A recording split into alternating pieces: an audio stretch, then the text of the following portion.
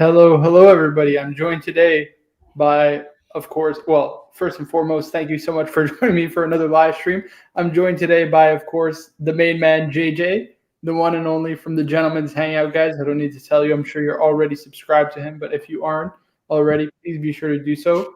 We also have, of course, Hello, everyone. the Captain Subby on Instagram, guys. Be sure to follow him for some great content. We do love the content on Instagram from the captain. We got a couple of people in the chat. We got Mike David saying hello from the future. Hello, Mike. Thank you so much for joining. We got Juan in the chat. Thanks so much for joining. Hello. Hope you're doing well. And we got Jim Little saying hello, my Bruce Wayne brother. Yeah, I guess we should begin with a quick wristwatch check. What are we wearing? I'm, of course, wearing the Daily Beater as usual. Very nice. I'm feeling a little spaced out today, so I went with the old NASA G-Shock. Nice. Wow. You're all in the clouds, right? All up in the clouds. Yeah, man. It's not a bad one. I kind of like this one. I do like it too.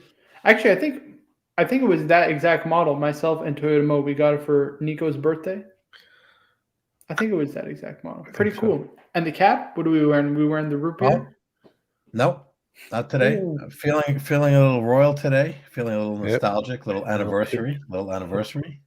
Woo! So. Beautiful. You got to start wearing that more, Cap. You've been I know. Watch. Such a good watch. Well, you know what? When I got the Initio, which came thanks to JJ. Oh yeah. JJ Gentleman's Hangout. How do you like it? I'm pairing it with royalty, man. It's a royal fragrance, so you gotta wear the royal oak. I'm liking it. It is I never sniffed tobacco vanille, so I can't do a comparison with that, but I definitely it's a sweet vanilla kind of creamy fragrance. That's what I'm getting. Everybody compares it, just so you know, everybody compares it to Spice Bomb. It's like a better Spice Bomb. I never had Spice Bomb, and Spice Bomb, I sensed the spice in the beginning. And for me, see, this is why I looked at some reviews and everyone's nose is kind of different. Some people smell kind of the spice throughout. The spice for me went away in the dry down. Mm-hmm. Like I really didn't sniff too much spice.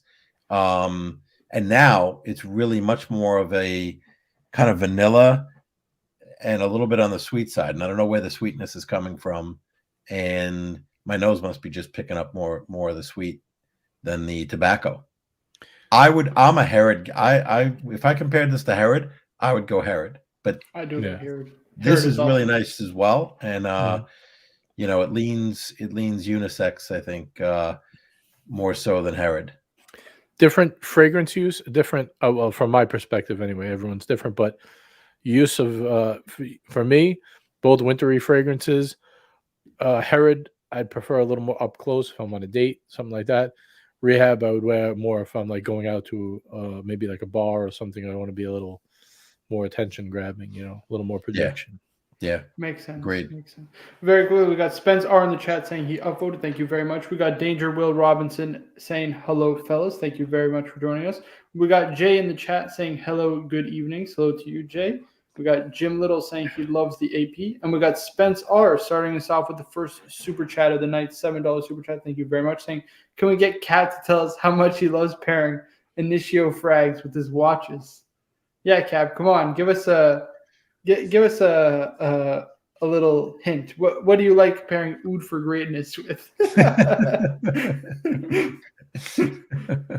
I'm not going to get a sponsorship from Initio where this is going. This is going in a bad direction. You got the Initios lined up at the bottom here, by the way, Initio, if you want to, sponsor. Yeah, this guy, JJ, is your man. And the pricing that I got can't be beat. Yep. No, I would say that initially Spence, and he knows this, that I was trying to get my nose around rehab, and I'll give a final verdict. I don't like to judge, a fragrance on one sniff, man. It's got to be multiple days. You got to lean into the fragrance. So it's a super brand though. So how can you go wrong? Parfums de Marly, Initio, Amouage. Yeah, those are all some pretty good. Initio and Parfums de Marly are sister companies, so yeah. They have a very similar DNA. Interesting. We got Jim Little saying, I have a daily cologne and a day cologne. Let us know down in the chat. What is your two-piece? Yeah, I'd love to know. perfect. It's good to We have got it too. Lee Harris joining us saying, hello, fellas. Hello to Lee. And we got Big Lee. Sal also joining us saying, good evening, everyone. So I just wanted to start off the stream. I know I want to talk. Well, I do want to talk watches, but I just want to do a quick little unboxing. I got a nice little Chris Reeves. I got to take the screen off 1 second. I'm sorry. I don't know if you were in a Batman or like if it was setting out the bat I got a signal pretty before. nice Chris Reeves Sabenza up in here. So I'm just going to unbox that real quick. By the way, this towel that they give you is super nice. It's super like the microfiber cloth. Yeah. Yeah. This. And we got to get it right. He's not Superman. It's not Christopher Reeves. It's Chris Reeve. Chris Reeves. Sorry. No S. This is the Sabenza 31. It's got the Tanto blade. So it's also like a sprint run that they did. So it's bead blasted or glass blasted, I think it is. I can't remember. Glass. I probably should know this stuff. It's glass. Right. The handle is titanium and the metal is S35VN. And it's just, it's awesome. It's really nice. The blade shape is like super crisp. It's so nice. I love this blade shape. Tanto blade is one of the best blades they make. Yeah. Is it single lug or double lug? What does that mean? Looks like single. The side, like, does it have a lug on this both right sides? Here? Yeah. No, there's only one. Okay. Yeah. But That's a large? Super nice. Small. No, it's a small actually, which for me is perfect. Yeah, let me see that because that's a really nice. It's a good size for the small because I went. Yeah, it fits my hand. Large. You could. And that's a good looking. That's a nice size blade for a small. Yeah. It's perfect to be honest with you. Wow, I like the Tanto. It's super high quality, super premium. Really, really nice. To me, and JJ can answer this better. Would you say a Tanto blade is better for just run of the mill like box cutting, for example, because it has that kind of slanted edge as opposed to as far as Chris pointiness. As far as Chris Reeve goes, their best blade shape for utility, any utility, I guess that would include box cutting, is the Insingo blade. Which is what you got. No, that's what Cap has, right? No. That's a drop. He has a point, clip point. He has a regular. That's the original recipe. Yeah, drop point, clip point, same thing. Well, it's similar. That's like the most versatile blade. That just like to do all. That's why their original recipe. But Insingo is very similar to that. That's what they say is like the best for like utility, like cutting cardboard and boxes and stuff like that. Mm-hmm. Tanto is really more of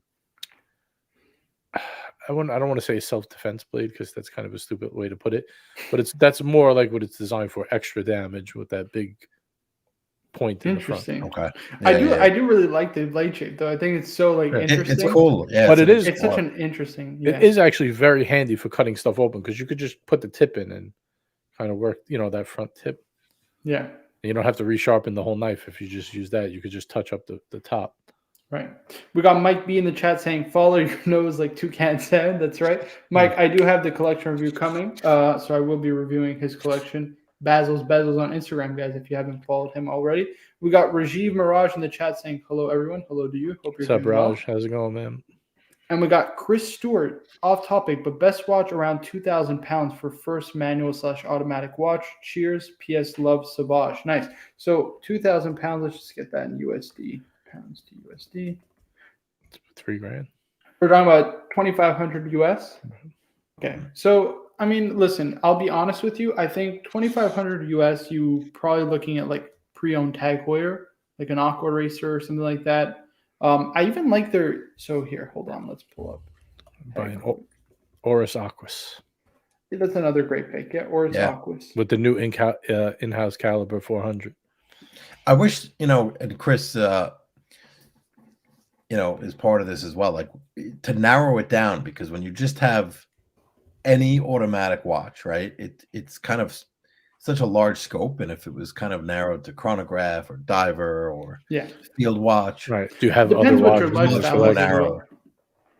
I think this is a great watch. Yeah, exactly. I think this is like a perfect one and done. You probably get this under 2,000 pounds, no problem. The Tag Heuer GMT, it does emulate, Rolex a little bit, but I think this is a great one. I actually came very close to getting this when I was younger, over the pizza slice. I was between this and the pizza slice at the end. I probably should have got the pizza. Well, you could use this to travel. You could use this for your daily. It has the date, so you can wear it as your daily.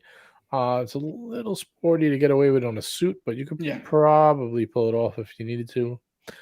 Really, yeah. I mean, like, do you have other watches, or do you like a particular style, or that would be something else, like, to know, like, what's already in your collection, or what's your lifestyle like? Do you go get dressed in suits every day? Do you dress casually? Well, this will be definitely under 2,000 pounds, so he can pair this with like a Tissot or Hamilton dress watch and just have that 2-piece. You know what I mean? Like a GMT and a dress watch. You really don't need anything else, honestly speaking. Or you can get even the PRX Powermatic 80, right? That'll be like a dressy watch. You get a blue dial, another bracelet watch if that's what you prefer. But yeah, Chris, I would probably go for this and then pair with get a Maurice Lacroix icon. The Icon, that's not a bad pick as well. 39 mil. You could get that for $1,000. Right. It's hard because that 3,000 range, right, is tough, right? It's tough. It's like the 4,000, your options open up because we're talking about Seamaster. I would say the Grand Seiko GMT, the SBGM 221, Black Bay 58, Tudor Black Bay 58. That's why it's like, Chris, I would even think maybe definitely save up a little more money and consider, like that 1,000 pounds more. I know maybe it sounds like a lot, but I think you're just getting so much more watch, for the money. In my personal opinion, I think there's a lot. Right. Addis asking, what's so great about in-house at that price point? Yeah, I definitely think you can get ETA Oris. Nothing wrong with that. Right. Well, I prefer that one because the size is 41 as opposed to 43. Right. But the lug-to-lug on Oris is pretty small, to be fair. Well, yeah, it's not. The 43 wasn't that bad. I tried it. The 41 is much nicer, though. I'm not. It's not like I'm crazy for an Oris in-house. I get what you're saying totally, but I just prefer the size. Yeah, I think Joseph D also hits the nail on the head. Zin 104 is also a great Can watch. we pull up Zin 104? It's a watch I've always looked at but never thought to buy. I'm really curious. Yeah.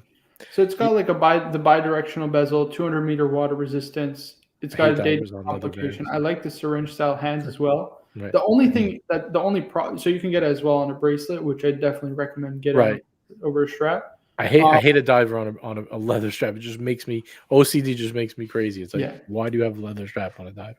I don't know if you can pull this off. Like, you could probably pull this off business casual. I don't know, dressy. Like, it's not really a formal watch, if I'm being honest with you. But I still think, Zin 104 is a great watch. Super overbuilt and super rugged and durable. I wish they made it honestly. To be honest, I don't consider this a diver. I think this is more of a field watch. If I'm being like a field pilot watch, JJ. I think I'd get this over like a IWC Le Petit Prince any day of the week. It's like half the price, and it's more robust, better water resistance. You get a countdown bezel, like you get a day complication over the IWC, which is just a date. I think it's like 50-meter, maybe 100-meter water resistance. Do you prefer the day complication as opposed? I like just the date. I don't like. Well, maybe it's just the way it's configured usually. Like my date, obviously. I love when it's on top like that. It looks super cool. But when they're all next to each other like that, I don't know. It feels like it's just like to lock. I don't mind it. It's not that obtrusive, to be perfect. At least they do it right. They do black with the white writing, so it matches. Yep. Absolutely. But I do. I've always been interested in Zin. It's a cool watch. Lee Harris saying you can get a used Tudor in the UK for that. Yeah, Tudor Black Bay 41 Danger. Will Robinson said in the chat. Yeah, that's also a great option. If you can get it for that price point, definitely I'd say, Tudor over Tag Heuer for sure. No, what does this watch cost in reality? Like what could you snag this for? Let's pull it up. Let's go shopping. Let's go shopping. Now, to be fair, this is like the least apparently. Oh, here, $1,400. That's not that expensive. But on bracelet, filter, bracelet. And I don't know. I'm sure a lot of people would say this is better than the Oris Aquas in-house caliber. But I kind of prefer that. I just like the way it looks better. Here we go. Brand new, $1,700 basically. Wow. 17. That's not bad at all. You could pair it with one of those 36-millimeter Baltics that they were released today. There you go. You got 1 week to buy it. Danger says go to watchbuys.com. Yep. You got your dress watch and your diver / all around. Cap, did you buy that Baltic today? Is there something you want to tell us? I did look at them pretty hard today, but the 36 is a chiclet. It's a round chiclet. But I do know someone in our group, in our Here we that go. we all know 17 to 20 that bucks. did pull the trigger on a salmon. And I was looking Nice. at the silver, by the way, the silver dial, but I Yeah. have no use for it. Just When you say we all know, do we all know and love, or do we just all know? no, we know and love this guy. Okay. I just don't want to tell everybody. He may want to unbox it. Oh, by the way, when I looked at their website, they were supposed to deliver in July, right? So they're taking orders now, and I guess the next 10 days, and they pushed the delivery out to September. Ooh, okay. 2022. Interesting. September 2022. Well, this year, yeah. All right, that's interesting. We got Design Atelier in the chat saying greetings from Aruba. Hello, Design. Hope you're doing well. We got Joseph in the chat saying pilot watch. Yeah, it's more of a pilot watch than Zen. I tend to agree. Chris followed up saying cheers. We'll say a bit more and call in with Nico for a tutor. Currently only have Edifice Solar and a G-Shock J21. Okay, yeah. So I would say definitely like tutor for me. Like Chris, you strike me maybe as a younger guy, especially like Sauvage is more of a younger fragrance as well. I think Tudor is a perfect first watch. Perfect first watch. Perfect. Yep. Now, I guess we're 15 minutes in. We haven't even discussed the topic for tonight. Always gotta discuss the topic, man. Everything but the topic. But hey, let's get into it. Can I ask a quick question first before we change topics? Yeah. The Baltic, would you get on a bracelet or a strap, Cap? How would you order it? I would order it on the strap because that's how they designed it, and I think it looks better. The bracelet, I just don't like the look of it. It's a pretty decent package for what was it, 550 euros without UK that. euros, something like that. You know, it's interesting. The silver and the blue were, I think, 100 euros more expensive than the salmon, and I can't figure out why that would be the case. I just don't know. Different material on the dial. I doubt it. I think it's got to be the same material for all three. Juan says, "Get it on the strap, JJ. Get it on the strap." Definitely. Yeah, I was just looking at them. I would actually not buy that. But don't buy it. You don't need more watches, JJ. No, I'm trying. Not that I don't like it. I'm just trying to cut down. Yeah. You don't have to buy every watch you think looks cool. It's interesting. They're using you don't have.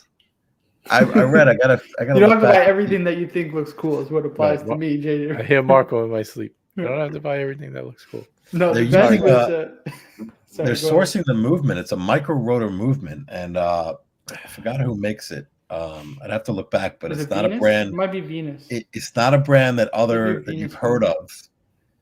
It's not a brand that's been utilized too much before. What is it? The MR01? Is that the one? I think so. Yeah.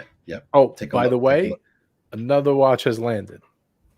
Uncle Stefano gave me the text today. I've been waiting many months for this one to come in. It's not anything like super crazy. Oh yeah, I know what it is. Yeah, I'm waiting a long. I waited so long, I forgot I asked him for it. He sent me a picture today. He said the eagle has landed. So very cool. What's the movement? And my other watch might be coming in tomorrow. It's supposed to come in yesterday.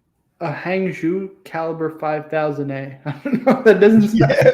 I don't know. That doesn't sound. I think I found my niche, man. I'm gonna I don't know. That doesn't sound that reputable, Cab. I'm just being anything. No. I read about it. You're absolutely right. It's kind of a. I don't know what that is because they used another one for. I think when they did their Aquascoff. Aquascoff. Yeah, I know their chronograph. They use an old Venus movement or something like that, if I'm not mistaken, which is nice. We got Jay asking, I can't believe the white Panda Daytona and the new white gold sub are a very similar price on the gray market. Why? Yeah, that's why we got to get into that. That's definitely the topic for tonight, because I saw a very interesting video. But Design wants us to pull this up. What do you guys think of the metal Casio? I actually liked it. I did watch this video. Yeah, it was cool. It's very cool, actually. I really enjoyed it. Here we go. I like it a lot. The look is really nice. And I think this is... Is it heavy, though? Is it steel? That's a good question. I'm sure Design can let us know. I prefer this personally over like a transparent or a G-Shock on a strap.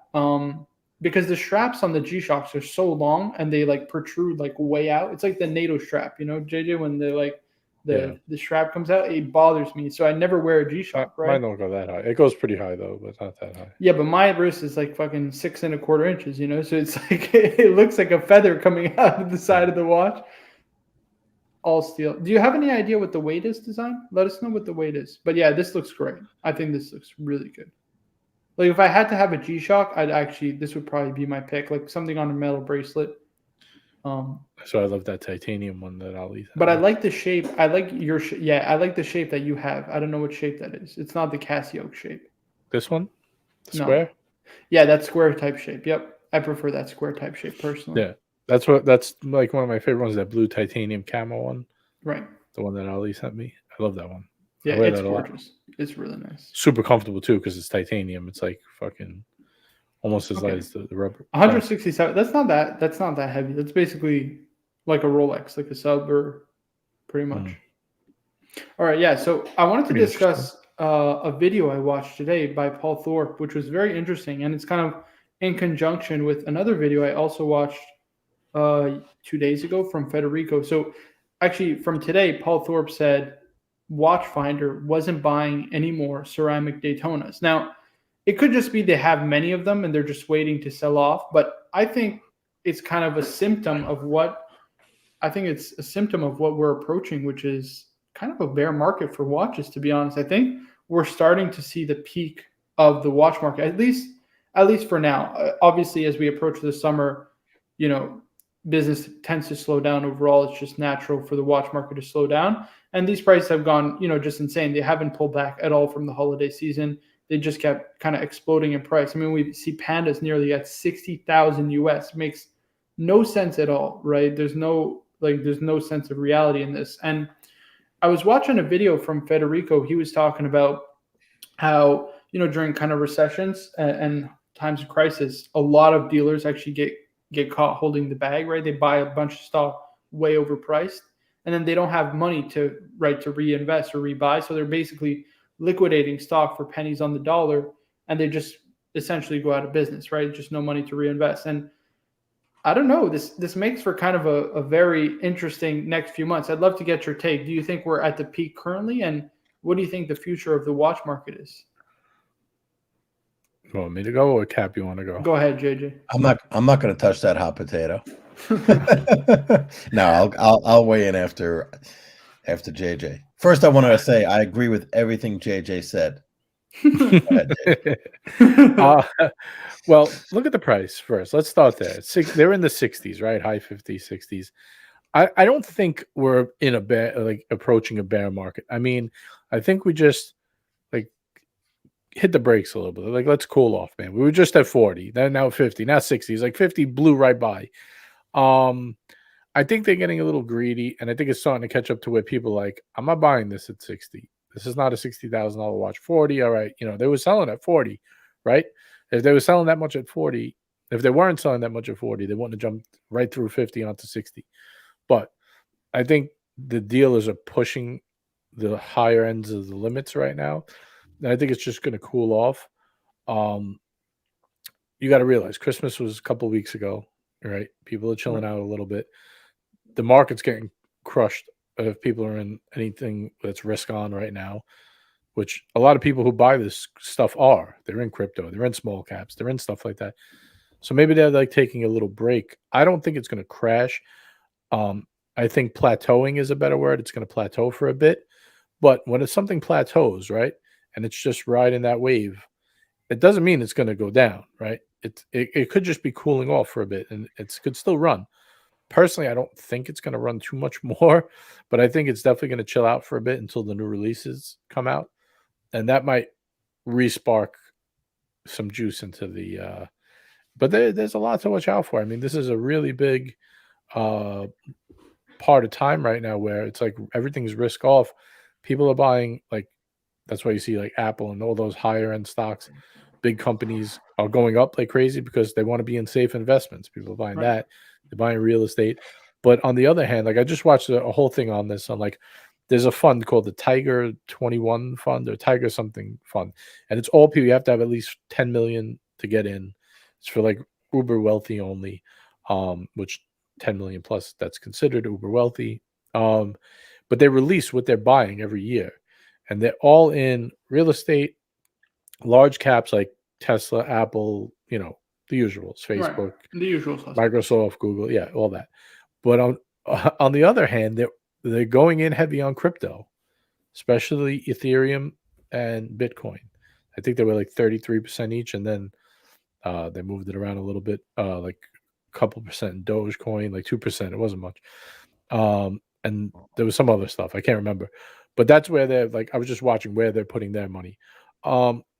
So that's risk on. So I don't know where it's going to go right now, but I just think it's plateauing for a bit. It's just chilling out. Let's see what happens. Let the new releases come out. Let people recoup from Christmas, and we'll see. I don't think the market's just going to take a huge downturn yet. I'm not saying it won't, but right now, I don't think so. Not yet. I tend to agree. I don't think it will be now. And even if we do see a quote unquote crash, it will actually take, it will take time before we actually see the market soften, right? Dealers aren't just going to, start decreasing price quite rapidly. It will be a gradual process over time. SLC Watch Collector chimes in saying, it's a major boring watch for 60K. For 60K, I'm buying a 5320G. Unfortunately, the hype is out of control. Yeah, I completely agree. It doesn't even make sense. Like 60,000 US for what? 15,000 retail? How much is it? Like 14,000, 15,000 retail? I mean, it's a nice watch. It's cool. Right. Like it's nice. It's hard I to could get. see it going for 30. I wouldn't pay. Even remember when it was 30 when I met Tim that day and we doesn't- swapped, yeah. and I was saying like it's a really nice watch, but I wouldn't pay 30. Right. It's a $20,000, maybe 25 at 25, most. 27 if you're really getting crazy. Right. Exactly. Like you can justify because there's not much out there, Right. on a bracelet, chronograph for that price. But after 25, I mean, we're starting to get into like grand comps from like some, like you can get a JLC perpetual calendar for 25. I think you were talking about this the other day. Once you start hitting the 30 grand, yeah, 50 it starts. grand, like you could get so many watches at that price point. Really, really, really good stuff. Yeah. And not taking away from this watch. I mean, it's a beautiful watch. There's a reason it's going crazy, but it was. I feel like it was more accurately priced when it was even 30 was crazy high, but more accurately priced. Yeah. Now it's like just off the charts. We got Perth Luxury in the chat. Thanks so much for joining. Hope you're doing well, buddy. Spencer saying Daytona price are disconnected from all reality. Yeah, I think a lot of Rolex prices are completely disconnected from reality. I mean, the Pepsi is what, 30+ thousand now. The Tiffany OP is like 40+ thousand. There's so many models that are just completely disconnected from reality. Tom Austin saying, as your employer, doesn't Nico prefer you to pump Rolex and say they're still good values? Technically, I'm not an employee yet. And secondly, I have to be honest. You know what I mean? Like if somebody asked me, paying even 50,000 for a brand new Daytona 2021 or 2022 unworn, would you recommend that? Absolutely not. No, never in the history of mankind would I recommend a Rolex Daytona, especially a current production model for 50 grand. It just doesn't make sense at all. No sense. 13.5-ish, right? Yeah. And we got I would just. Sorry, go ahead, Cap. Crash. I do want you to chime in. Okay, yeah. Do you want me just very quickly? I want to get the Perth Luxury. Yeah, we got the $2 super chat saying Rolex crash, watchfinder no longer buying Daytonas. Right. That's what we're hinting at, right? And another thing, Perth, is Federico talked about this. A lot of dealers, especially when times get a little slower, a lot of them get caught holding the bag, and he's not wrong, right? Basically, those that are, hold on, I'll let you chime in a second. Those who are very big will survive because they have a lot of cash to reinvest. But a lot of them, they get stuck with stock that's, way overvalued, just way overpriced. Go ahead, JJ. I want to hear Cap's opinion. I just want to say one thing as a response to Perth. Just because one company isn't buying Daytona, maybe they just bought a lot recently and they're just stocked up to their number. Maybe in their reports, they say, look, we're going to hold 15 in stock and that's it. Once we move them, we'll buy more. So it could just be temporarily right now that one place is not buying. If you told me, like, I'm trying to sell my Daytona and 10 dealers, David SW told me no, Watchbox told me no, then I would say, all right, something is going on, but that's it. Yeah. Just very quickly, want to hear what I do Cap's want you to chime in. I want Cap's opinion. Right, we do want Cap's opinion. I just want to say hello to REG. Hello, Have a Snickers bar, man. It's not going to happen. So just very quickly, we got Spence R with the $14 super chat saying, isn't a 321 Speedy a more interesting piece than a steel Daytona? And its market price at least feels loosely connected to the inherent value of the watch. Listen, I could not agree more with that assessment. Not just because I'm a Speedmaster, I'm a 321 Ed White fan. Hold on, let me try and find a model. course, when you try and find something. Actually, I think they're kind of selling. There's not even that many listed, to be honest with you. Jesus. Okay, 19,000 is one, 23,000 is another. 19,000 is really not bad. What is it, 15 in the shop? Yeah. I don't know. Is this an inquiry? Really? I mean, that's surprising. Look at this. It's brand new. Yeah. Yeah, this is what worries me about this. 6 months, this could be trading on the retail. But yeah, so I'm with you 100%, Spence. First and foremost, it's like, I think it's a way better size. 40 mil is a way better size. I think it's at least for the Speedmaster, and the Daytona does wear a little bit smaller, so I think 40 millimeter is more universally well wearing. It's manual wind, which I always prefer over automatic watches. There's just a nice sensation of just winding a watch every day. Secondly, you get a ceramic bezel, so same as the Daytona. You get a beautiful bracelet, beautiful clasp on it. I believe there's an adjustment portion as well on the 321 Speedy. I think that you can actually put this on a strap, whereas the Daytona you can't. It's the Lemania 2310, which is arguably the most. It's the second most famous chronograph movement behind the Valjoux 7750, used by Breguet, Patek, Roger Dubuis, Vacheron, etc. I think this is, if you're going to get a speed, or if you're going to get a chronograph under 25,000, I think this is the one to get. This is no it. question. Yeah, there's no. Yeah. I would choose this over a Daytona in a heartbeat.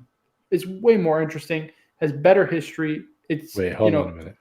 So you have 15,000 in your hand, and they're both available in the AD. There's no way you're buying this. Personally, for me, I'm buying the 321 anyway. No way you're gonna pass up on a watch. Okay, so then I'd buy the Daytona and then flip sell it, and then buy the 321 head. That makes more sense. I think it's a more interesting watch, JJ. The Daytona, when we think about it, it's a failed watch, right? It's actually a failed. So the watch wasn't called the Daytona originally. It's the Cosmograph, right? Because it was basically in a race to get on the moon first, right? It was in the race with the Speedmaster and a couple other watches, and the Speedmaster ended up winning out. So it's technically a failed watch that they just rebranded and associated with the Daytona race, and now it's a watch that sells for ridiculous money, and it's just crazy. I'm just reading Scott B's comment. That's the Rolex marketing machine, man. That's why they're the king.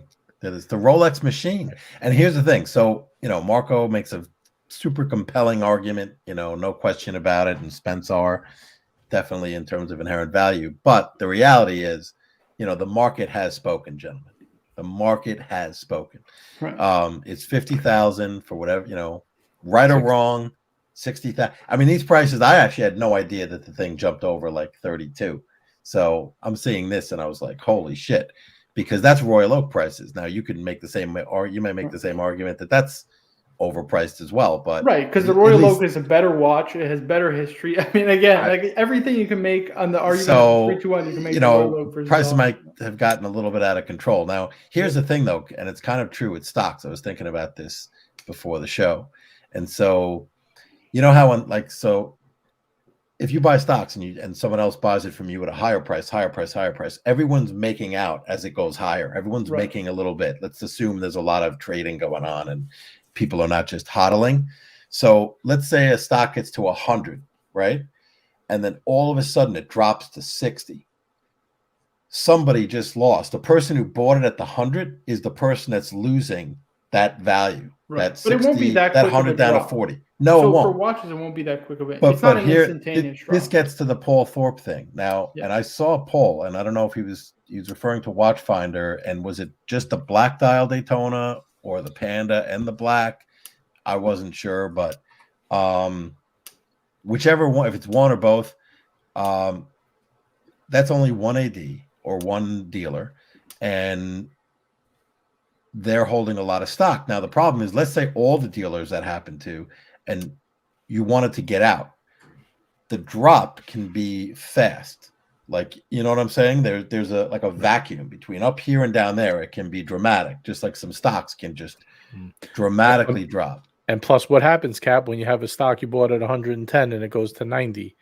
Do you say, "Oh fuck, it's going down. Let me get out of this"? Or do you say, "Oh, I'll wait for it to come back"? Right? I'm gonna wait for it to come back. I hold. Well, you don't. Nobody wants to take that loss because you admit your mistake. And actually, we could, if you believe in the company, you'll double down on a stock at least. You could say, "Hey, I just got in at a cheaper price point. Eventually, it'll rebound." but it does get scary, and a lot of people panic out, right? The panic selling. Right. So I don't want to equate stocks totally to watches. It's a totally different thing. But well, I think that's kind of the point, right? Like that's why you should buy what you really like, and you're not planning on selling. Yes. Yeah. I mean, obviously, we anyone wouldn't could have an say emergency, right? You need to sell. You just right. whatever. You have to, whatever, pay your mortgage, and you just lost your job, whatever. But I'm just saying, in general, I wouldn't buy a watch with the hopes of making money on it. No, I mean, unless you're a speculator and you're having a little fun, right. The good news is Watchfinder isn't the only game in town, and I think the watch market, the rise of prices, and the whole watch market in general is Instagram, Watchbox, and those types of dealers, Roman and Chrono 24. It just gives more liquidity for folks like us if we did want to get out of a piece. Right. There's ways to get some money back if you want to, switch into something else or just move on. Can I give you my take on what I think's happening right now? A little bit of just my own. Okay, before you do that, I just want to interject 1 second. I just want to bring this up. SLC Watch Collector says if my 5167 hits 125,000, it's gone. Now SLC recently added a watch, right? The 5170p. You want to know what's crazy? There's a dealer on Chrono who has that exact watch for 125 grand. Can you imagine trading an Aquanaut for a 5170p? It'd be the same price almost. That's insane. Sorry, go ahead. That 5170p is gorgeous. I love that watch. That's Scott. I'm sorry, Scott. I love your collection, man. You're a legend. Is it the 5990? I thought it was the 5990. I liked it, man. I'm going to defend Scott on this one. Sorry, I don't love. Oh yeah, that was the 5990. It's my least favorite Nautilus. I gotta it's be symmetrical. Honest, You like that? You like some of those asymmetrical dial ones that have like the power reserve on the top and like the different registers all over the place. Those are a bit scattered. I don't know if I like those either. Yeah, I like those less than I like Scott's. Meaning I like Scott's more. All right. Sorry, go ahead. I'm good. JJ? Oh, what I was saying before. Yeah. I think what happened is now that, like, you see how everyone keeps mentioning, and I'm not saying this is correct, but I'm just saying everyone keeps mentioning, oh, it's an asset class, and watches, like, they've been talked about on other streams, like financial channels, like Graham Stephan and like Millennial Money, like all these which he's on also, but they talk about like how like cars, like people are buying these collectible cars and watches as I don't know if they're inflation hedges or whatever. Yeah, just like art has gone up. I think they said it beat the S&P. I forgot by how much. Yeah. Well, they say this is the year of the NFT to start investing in NFTs. I don't know if it's not that I don't believe it. I just don't know enough about them to. Same here. I don't buy shit. I don't know what I'm talking about, and that's one. And I don't understand NFTs, but they're saying this is the year of like NFTs. You're gonna make. That's where you're gonna make all your money.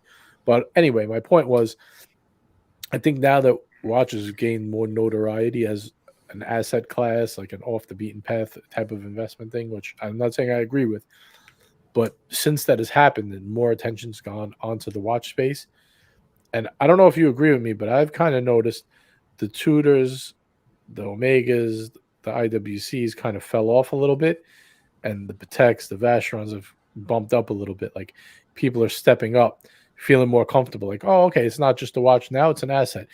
Now I don't mind dumping 100,000 into a watch or 50,000 into a watch as opposed to 4 or 5. That's just my take. I feel like that's what's happening right now. People are buying better and better models and skipping the more common stuff, which is kind of what we were talking about, right? When if something crashes, what's the best place to be in? The exotic ones, the hard to get, limited, pieces. Those are the ones that always hold their value. Yeah, absolutely. Charlie Smith asking, I just got the stainless steel AP skeleton. Do you think I missed the train? It will still, listen, first of all, I'd say don't ever buy a watch as an investment. Second, we don't have a crystal ball, so we can never determine the future value of these goods. And then thirdly, I would say, I think you'll be okay because at the end of the day, AP only produced 40,000 watches a year. That watch will always be desirable. And I think with the new releases of their, I guess the new 15202s, if you will, kind of the AP hype is going to be really big, especially because the 50th anniversary of the Royal Oak. It's going to be a huge year for the Royal Oak. I don't see it. Again, it comes back to the point JJ just made, right? The cream rises to the top, right? And I think personally, there's no question about it that the Royal Oak is as good as it gets if you're looking for an integrated bracelet sports watch. I think it's really the best. Scott says and that open work is beautiful, by the way. So it's incredible. With the 60th anniversary coming up, I think you'll be fine this year. Right. Is it 50 or 60? 50. 50. It's 50? It is 50. 1972. I wasn't sure.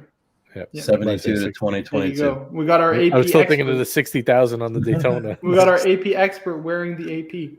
Scott B says, my Daytona has actually raced at Daytona on my arm and been over 175 miles per hour, so it has a memory attached to it. Very nice. In that case, Daytona is a great watch. Let me make another argument here real quick. Just a fast one. Everything Marco said, throw in the garbage. Manual wine's a pain in the ass. Automatic's always working. The thing is waterproof. Your Omega. So is the 321. What do you mean? Yeah, you go ahead. I want to see you take that in water. Second of all, when are you ever putting it on a strap? Who gives a shit? The bracelet on the Rolex is so good. Never going on a strap. Second of all, it's definitely more coveted because it's going for quadruple the price because people are sheep. What do you want me to tell you? So there goes your Daytona argument. I like the Daytona. I would buy. I would take a Daytona. Feel better. My only thing. There you go, Scott. I got your back. Would you actually use the Daytona as a chrono? Like, would you actually use? No. By the time you unscrew it, whatever you want at the time is done. Yeah, exactly. There. But I would be much more comfortable taking it in water though, which is probably more likely to happen than timing your laps with either speed. Exactly. With either. I'm not timing anything. First of all, if you want to time something, anything I'm timing is going to be in minutes, not seconds, and you could use a sub for that. It's much easier. True. Right. True. Jay says, if you think the Daytonas is crazy, the Paddock 5712, forget the 50. Honestly, the 5712 is such an overhyped watch. It's not. I'll be honest with you. I'll take a Royal Oak any day of the week over 5712. And that's crazy because I would never say that in the past. I would even take an Aquanaut over a Nautilus. I don't know. I prefer. Excuse me. I think the Aquanaut is just a nicer design, personally, for my taste. Danger. Good night. Have a good one. Thanks so much for joining us. We got AP says, I think the best way to look at watch collecting is as a hobby with liquidity when needed. If you buy right, not as an investment portfolio. Right. Yeah, absolutely. I agree. Yeah, well said. Spence R with the $7. The key thing is you want to buy right, and I think that's kind of what we focus on, like buying at a good price, right? Yes. Yeah. Doesn't hurt if your watch is double in value, though. I'm not going to lie. No, it definitely makes you smile. I'm not going to sell it, but if it was really a portfolio, what would you do? You would sell it the minute that happens. And we're not selling; we're just being happy about it. So no, I know. Right. By the way, JJ, I love when that angry New Yorker comes out. It's so entertaining. No, angry. I just wanted to give Scott a little love there. Throw that all in the garbage. Crushing all his watches. No anger there. Throw it all in the garbage. That's just teasing. We got Spence R with the $7 super chat saying, JJ, I'll trade you an NFT selfie of me for your pack. Oh man. I don't understand the NFT space at all. Respect to those who trade. I can't hate, man. Make your money while you can, I guess. That's the only thing I'd say. I know there's a lot of angry trolls that are losing their ass, but McLovin says Daytona's a great woman's watch. No, I wouldn't say it. I definitely say it's unisex. I wouldn't say it's a woman. It has a following with women. I think it's a great women's watch. It looks awesome on women. You know what's interesting about that, though? Yeah. That actually helps the value of it because now you can have a his and hers, and you have a whole market for guys who want to get their wives, significant others a watch, whereas the Speedy is just a little too big. Still a great men's watch, but I think it's a dynamite women's watch. Listen, I'll be honest though. I don't think size is really a problem. Like the size of the Daytona is really nice. I don't think it gets Right. I don't think it gets enough credit. You don't need these big, gaudy, ostentatious watches. Right. Well, here's the thing. It fits on a man's wrist perfectly nice. Yeah. And it's oversized on a woman, but it looks cute. Come on. If you see a girl walk up to you with a Daytona, hi, Marco. See, that's what's great about the so excited. Are you kidding, dude? I try to marry her. What do you mean? She's wearing a Daytona? It means she's rich. I'm just kidding. Marco tells, do you know that's worth $60,000? It's $70,000, right? What was I going to say? But JJ, that's what's good about the 321 Speedy. See, your spouse doesn't want to wear it. So it's all yours. It's all yours. There you go. AP says, if you want to see JJ real angry, have him try to sell some of his watches over a live stream again. Or just hear him driving. Nobody wants to buy my last two watches. That's it. We got Basil's Bezel saying Captain is right. And we got Mr. Respectably Late himself, who is respectably late, saying good evening, gentlemen. Hello, Kelvin. Hope you're good doing evening, well. Kelvin. So Ari, did you want to? Sorry, you didn't really get a word in. Did you want to weigh in on the conversation? Did we hit the Rolex, the peak of the Rolex market? What do you think? It's wishful thinking for me to say that. There is evidence that people are getting fatigue, at least with Rolex right now. I will say that, the trend of people looking outside of Rolex for their next watch is indication to me that maybe Rolex is going to hit a bit of a wall. Now, do I think the whole watch market is going to crash? That I'm not sure, but there is definitely fatigue with Rolex just because of the dance you have to do in order to get one. The fact you got to be on a waiting list for 3 years to get an OP, right? Like stuff like this. Yeah, basic 3-hand Oyster Perpetual. That was something. What's his name? That guy, the Austrian guy, right? He was talking about in that video. I don't know if you guys watched it, but a phenomenal video. Basically, he's alleging that a lot of ADs are selling stuff out the back door, and it makes sense. Scott B saying, "Shh, don't tell my girlfriend she already has enough stuff in her rotation." Absolutely. And then McLovin saying, "Have you seen the price of the AP 15500 ST gray prices?" So the gray, I actually really like the gray. I think it's nice too. Holy crap! Why are these so expensive now? These were like 40,000, like not even a month ago. What happened to these? Have they? I just wonder if they've gone over the other, the black. I'm sure the blue must be still higher, but yeah, blue's like 70 at least. Usually, sorry, that's the blue. Oops. Let's see the black. Interesting, huh? Now the black is cheaper. Damn. I don't know what to think. Gray market. Yeah, McLovin. Oh, gray market. He's talking about gray market. prices. Yeah, I think the gray and the black just kind of go back and forth depending on stock. But they're roughly the same. So the blue is generally the 15500 prices. They're high, right? 60,000. Yeah, that does feel high. I mean, I like the watch. It does feel pretty high. Do we know how much it retails for? And design brings up 24,000, or is it 28? Crazy. Bit of a difference. 24. Design, I tell you, is saying for every 40-year-old fan saying there's a Rolex fatigue, there's 5 20-year-olds trying to follow the TikTok. Yes, but how many of them are priced out? That's the question. Exactly. Yeah. How many are priced out? That's one. 4 out of 5 are priced out, at least. Mm-hmm. And if ever there was a quote unquote, market crash or a slowdown or anything like that, how many of them would still want a Rolex after that, right? This is the thing, right? The hype is huge on Rolex, but trends come and go, right? If people decide, oh, Rolex is not the brand that we want anymore, we want IWC, or we want, I wouldn't say Panerai. Panerai is not making a comeback. Come on, they make too many garbage stuff, too much garbage over the years to make a comeback. But I don't know, IWC, maybe JLC, some of these other brands, these tertiary brands change all the time. I find IWC so interesting. Yeah, absolutely. I find New Breitling very interesting as well. Some of the newer stuff they've done past few months. So last year's new releases were nice, Breitling. Some of them had nice. Yeah. I think I'm just scarred from my diamond bezel days. Yeah, fair enough. I get it. But they've moved past that. They make a quality watch. Breitling is nice. Make some nice pieces for sure. Yeah. Baron von Mueller said, I cashed out of my two-tone 2005 Daytona last week for 28,000 Australian dollars, getting out of Rolex. Good for you, man. That's a nice, nice haul. Yeah, be interesting to know what he's getting into. Is he getting out what? I would just hold right now. I would just hold the cash, because if there is that market correction, where is he going to deploy?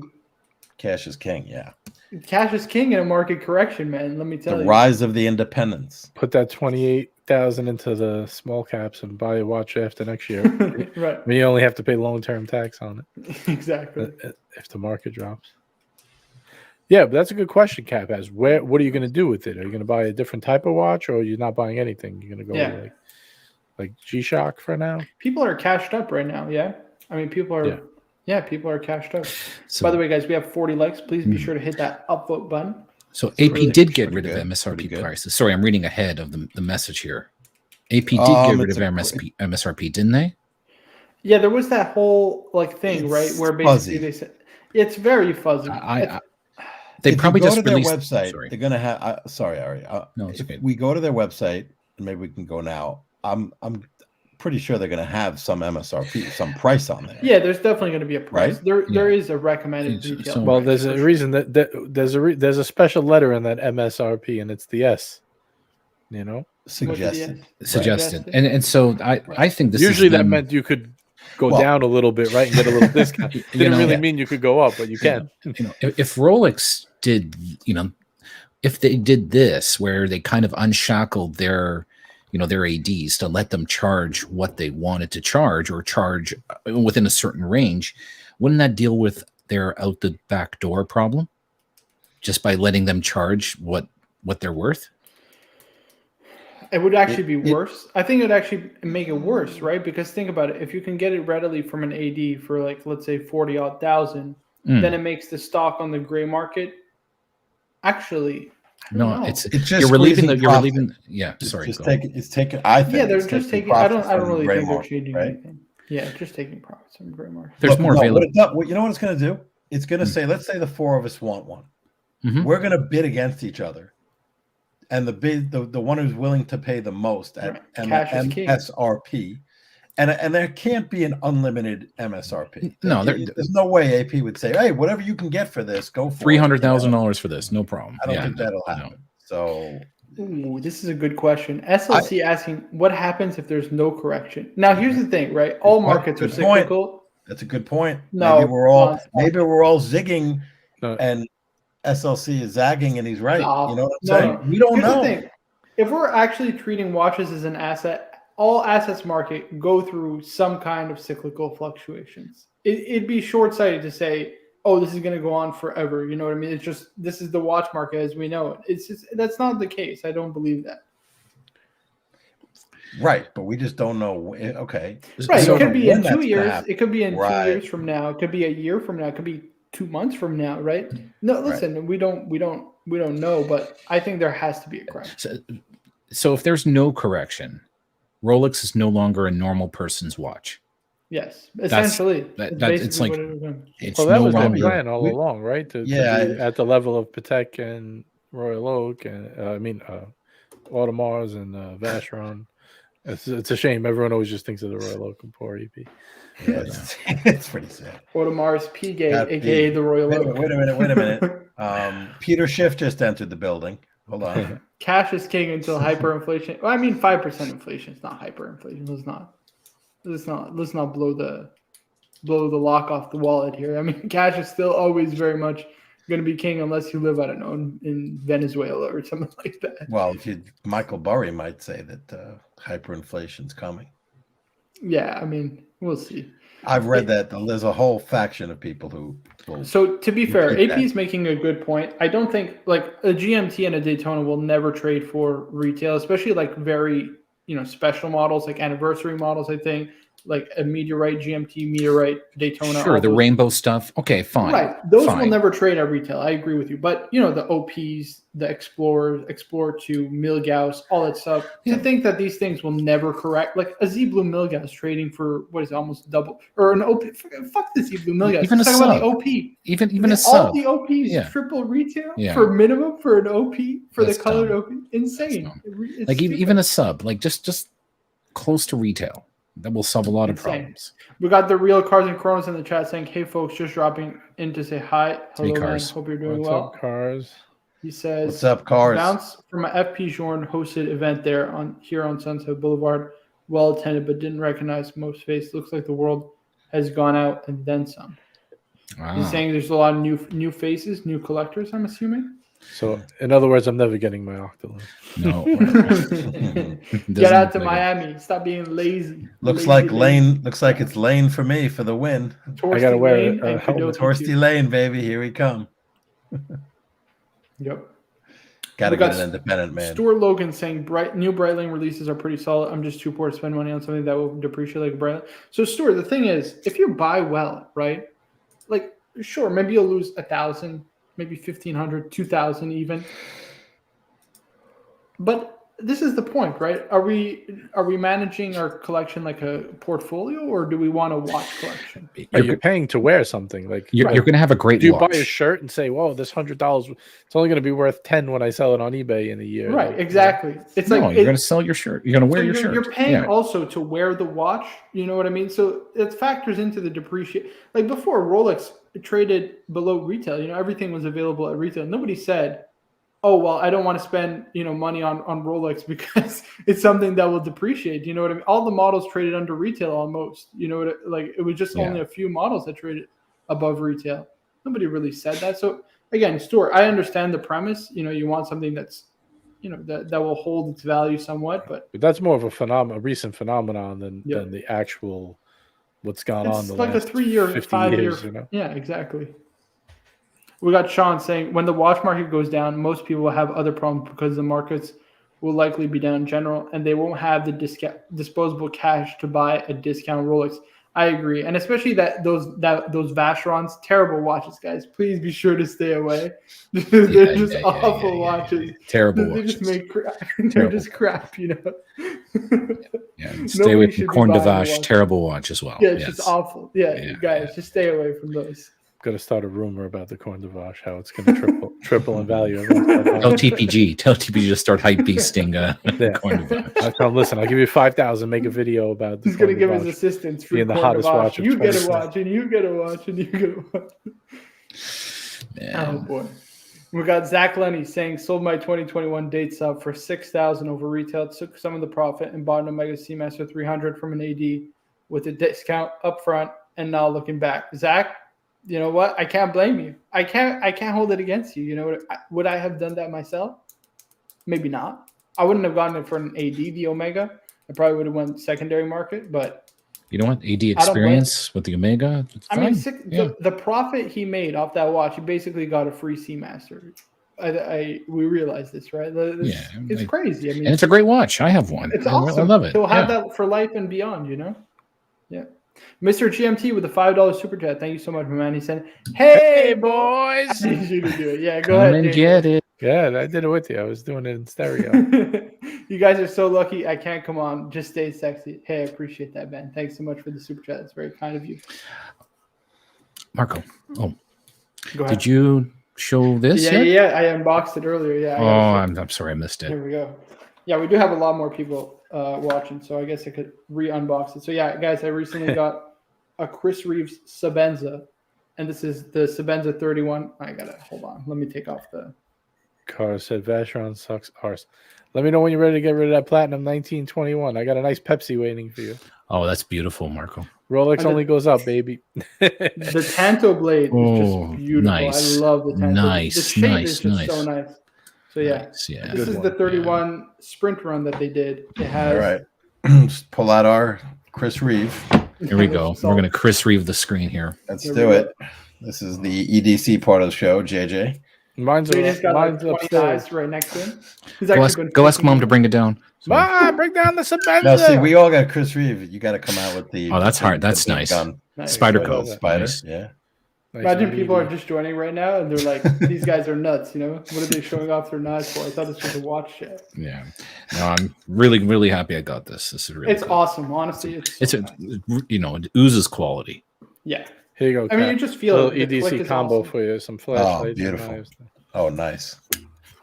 Cap has recently got. Oh, by the way, after Marco, after he made fun of my flashlights, you mean this guy? I sold one for $1,500 and another one for $700 the next day. Full titanium. I put the lanyard on it, JJ. I don't know why, but it was in the box. I got to catch up on the chat. Okay, Jay saying, "What about TPG bringing?" Yeah, I forget the Gerard Parago. Forget it. Watches are like cars, 99% lose value. Yep, absolutely. McLovin saying, "Is there an email I can send a watch photo?" Yep, McLovin, it's watch. Here, I'll put it in the chat. Watchcardinal99@gmail.com. There you go. I'll pull it up for you. Let me get my email. Sweet. All righty, we got Toyota Mo in the chat. Hello to the medium legend. Medium legend. Shit. Toyota Mo, you are shit. Thank you for joining, man. I hope you're doing well. Just now you can't. We got cars saying sell below retail and still have inventory. Yeah. Crazy.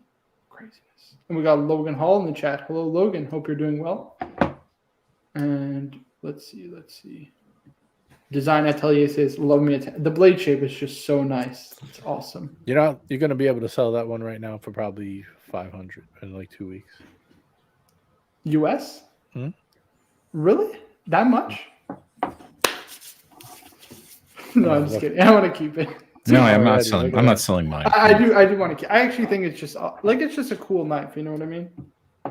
Plus, I bought this at like 3 a.m. with all of you guys. That was a good purchase. That was a good purchase. It was like 3 a.m. I'm like, fuck, I'm spending. So is that $550 because on his is that, what do you call it, a limited run or a jump run? What do they call that? sprint run. Sprint run. Sprint run. They had old. Jump. They had blades that they wanted to go through or something. Right. They made. Sprint run is another a term from purpose. Spyderco. Spyderco invented that. They used to do sprint runs, like special editions, certain colors, or it would be a certain knife, but a special steel, like that they don't normally make it in. Like this one is this is crew wear with the micarta handle. This is not like a regular one. This is crew wear is a really expensive steel. It's a super steel. And micarta is highly desirable. People love this stuff. So this was like a special run.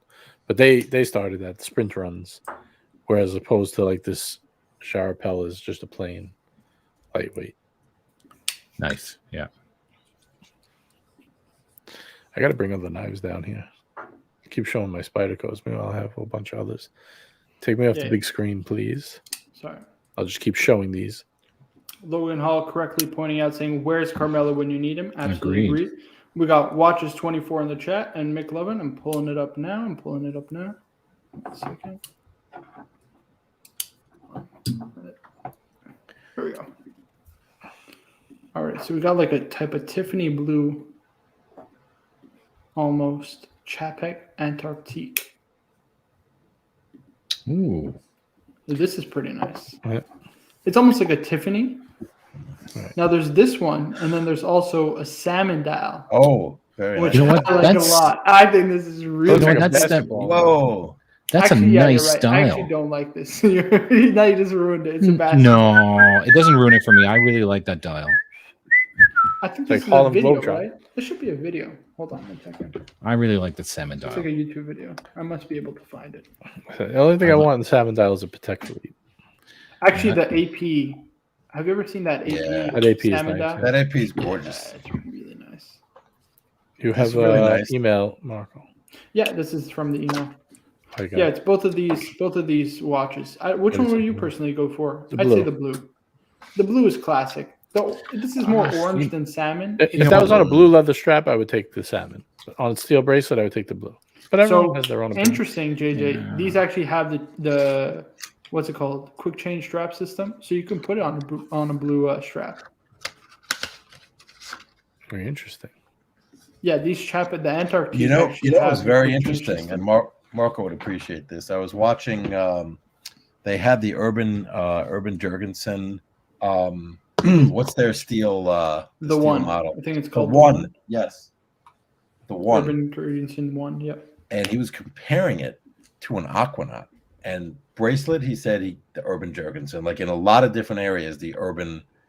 Yeah, but the Aquanaut bracelet is trash. Everybody hates the Aquanaut. right bracelet. on the bracelet, exactly. But this watch, Yeah.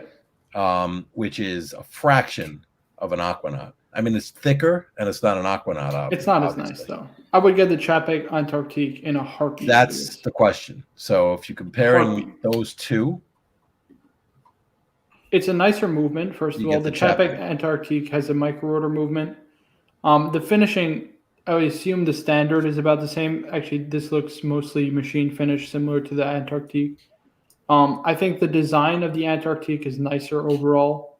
I don't love this kind of bracelet style. It's very Yeah. retro. Late 90s, early 2000s. yeah, it's like Yeah. Star Yeah. Trek-y. Like, here we go. So the movement of the Antarctique, let's just start with the movement, is way nice. So you get the finger style bridges, micro rotor movement. This is old. Actually, they use a platinum rotor now, which is even nicer. And then I think the dial is much more interesting. The case is much more interesting. You get the strap change system, so you can put on a bunch of different straps. I like this a lot. I think this is very nice. too. We got the Lone Star Watch Collector joining us saying, yeah, guys, excuse me, the Cowboy Snake Plant saying, yeah, guys, VC is so out. It's all about the GP. Yeah, absolutely. Good job. He's from Texas. What do you expect? By the way, McLovin, let us know if you have a question. I'd be happy. I don't know if you wanted us just to compare the two watches, which one we prefer, or if you have a question related to the two watches. I definitely prefer the blue over the kind of salmon type dial. What do you guys think about a 1921 on a fella? Do you think that would be a good Vacheron for me to get? I recommended one recently. I can't get a Corne de Vache because that's Marco's watch. Then he's going to say, that was my watch. You should totally get it just because. Yeah, just wear it every day. Yeah. Right. Plus, I like this more of a driving watch. Like, do I need another chrono? Like, I have a Patek chrono in a white metal. Yeah, I think this is killer. But no, you don't get need the white gold. You got to stick to the plan, JJ. Stick to the plan. Well, I need a Vacheron. No, I like this one. You want a Vacheron. The platinum ruins it for me because that's just so beautiful. It's kind of like the I agree with you. The white gold is nice too, though. I saw the white gold. Wait, you don't like pull up the white gold. Pull up the white gold because why don't you like the platinum, Cap? No, I love the platinum. I'm saying the platinum ruins the other one. It ruins the allure of the other ones because it's so much nicer. But no, actually, white gold's not bad. This one is really nice. Actually, I don't think I've focused. I prefer the rose gold though. Cap, I'm telling you. No, I prefer this one. Me too. You have to see both in person. I'm telling you, the way because this dial, it's very hard to explain what's going on with this dial. The pictures don't really do it justice. It's got this like frosted type, like Grenache type effect, like similar to the one Cars and Chrono has. If you saw him post on Instagram, the way it plays off the rose gold case is so stunning in person. I'm telling you guys, one of the nicest watches you'll ever see in person. And these numerals, picture, the rose looks really nice. The numerals are like they're so inky, right? So they're like raised. It almost gives like a 3D effect. The rose gold is much nicer than the white, in my personal opinion. And if you're gonna pay the price, like the white gold is a recent release, so you won't be able to get it for that great of a deal. Rose, you'll still be able to get it for a good deal. What about the platinum? Platinum, forget it. You're not getting a period. I would think though. So Marco, we talked about this before. If you go in, I don't know if you can see it. This picture kind of shows it off a little better, but you see how like the numerals are super inky and the dial is super granular. They almost look applied. So that's all ink. It's ink. It's so nice. Oh my god, it's amazing. It's so nice. Is it shiny, or is it like a matte finish? Let me see. Like high gloss, I should say. The numerals. I actually have. In that picture, it looks like they're high gloss, right? Almost like they're wet. Glossy. That does look high gloss. You're right. That would be really nice if they look like. You see how it looks wet, like when the light shines on it. Like you see the reflections in the 8. It is especially. Yeah. I don't know. I still like the white gold better. Angie said he likes the 37. That's the new one, right? The 37. Yes, I don't disagree. Hold on. Here we go. This will be better. So this is a picture I took of it in London when I had it on wrist. There we go. I don't disagree. I think the 40, at least for me, it's not big, but for a dress watch, it definitely leans a little big. Well, it's like a racing watch, right? Isn't that a car racing watch? Yeah. So you see like how it's very granular. I'm telling you, the effect in person is so nice. And those numerals, like you see it much better in this. It's just crazy. Crazy.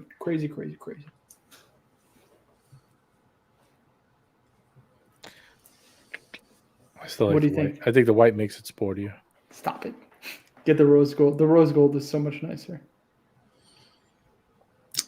Oh, McLovin says, just wanted to share. Salmon sold out. I have the darker blue in order. Delivery September 2022. Congratulations. I'm telling you, the salmon is nice. The salmon is nice. Say get the blue. The blue is nicer, in my opinion. I agree. SLC says rose gold is so stunning. 100%. It's way nicer. Toyota Mo says the JJ 1942, the blue version. But they're not good value anymore. That's the problem.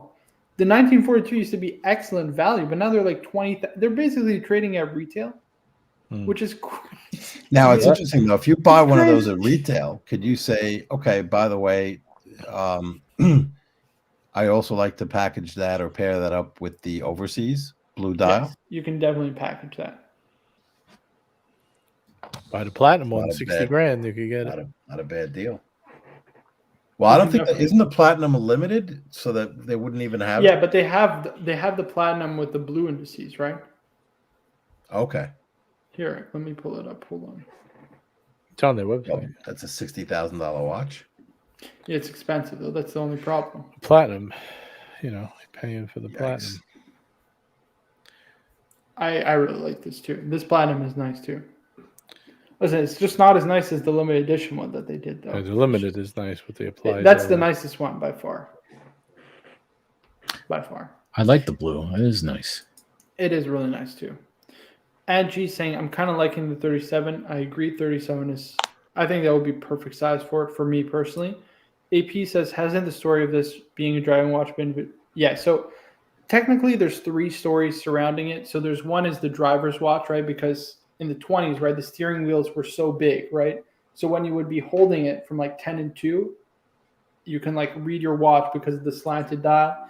The other was like a horseback rider's watch. So the same kind of idea when you're holding on to the strap. I've never rode a horse, but I'm imagining, right? You're holding on to the straps, right, that are in the horse's mouth. And then it's like, they're just galloping away. You can read the time pretty easily. I've been on a horse, but I've never like checked the time while on, horseback riding.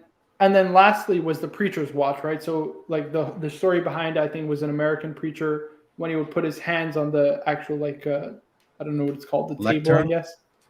No, it's like I don't know, the table. The pulpit? The podium. The podium, that's it. The podium. Whatever, they're all the same term. Yeah, whatever it's called, right? Whatever. Yeah, preacher has a pulpit. Right. So when he would put his hands on it, the slanted dial, he can read it much easier than, he wouldn't have to turn his head like this to read the time. It was just straight for him. And that's the story I heard is debunked. That's the one that's corroborated, actually. Right. The priest one is the one that's corroborated. Yes. Well, I watched a video. I think it was, I forgot who goes to the Vacheron. Is it maybe what's his name? Christian Salmani. That's the one he said. That's Christian Salmani, who's the style heritage director, I think he is. No. I'm talking about Christian from Theo and Harris. Goes to the Vacheron boutique. Oh. Somebody goes to the Vacheron boutique and is looking at. Oh no, it might have been Teddy Baltazar. Goes to the Vacheron boutique and he's showing a model by model. And the person who works in the boutique says it's originally inspired as a driving watch. So he changed his story. I guess he changed his story because in another video when they re-released for the 100th anniversary, he said it's a preacher's watch. We can literally look it up. Here, let's look it up. Hold on. Yeah, I wonder what the guy has like thick glasses on. That's Christian Salmani, yeah.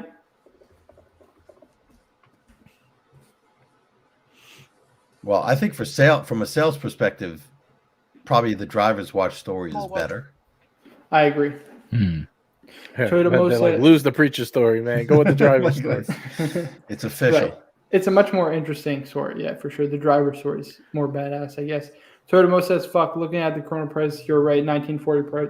Yeah, these prices have gone crazy. I gotta stop talking about this watch, man. Vacheron sucks, guys. Sell all the Vacheron you have and buy more Rolex. $60,000 Daytonas with it instead."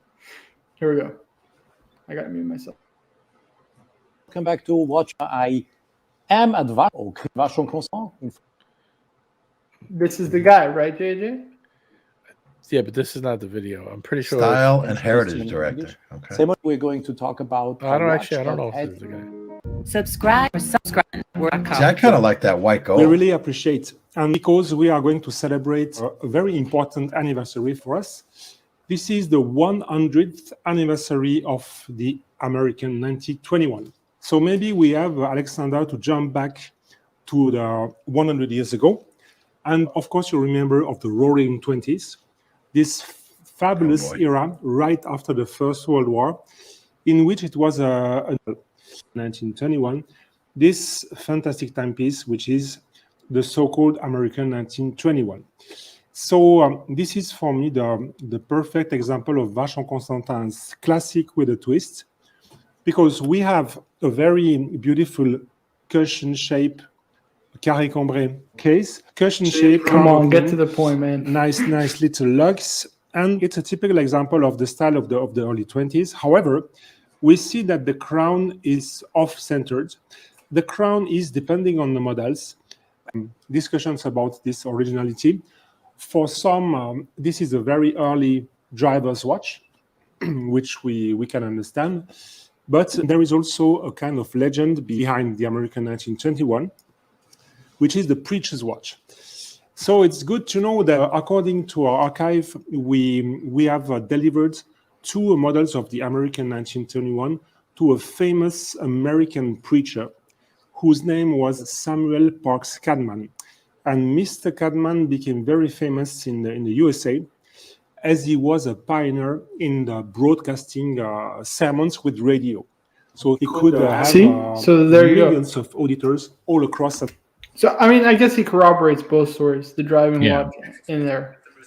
But I think the point is the preacher's watch seems more prominent, at least from the archives of Vacheron. So Yeah. According to the video you pull up, but now I'll send you a video. the Teddy Baldessar one. There we go. I mean, It's he still on. says it's a. Marco shows you his one. They go, see, I'm right. The battle has been Throw that in the I'm- trash. Throw that in the There you trash. go. This I'm one gonna is more go, recent. That's the especially thing, because if I ever How do you get know this it's more watch, recent? When was that from? Let's compare we dates. want to talk From about the this year. driver's part. It's from When? last year. Sorry. From what's the date? Hold on one second. I'll tell you right now. One second. Where's the video?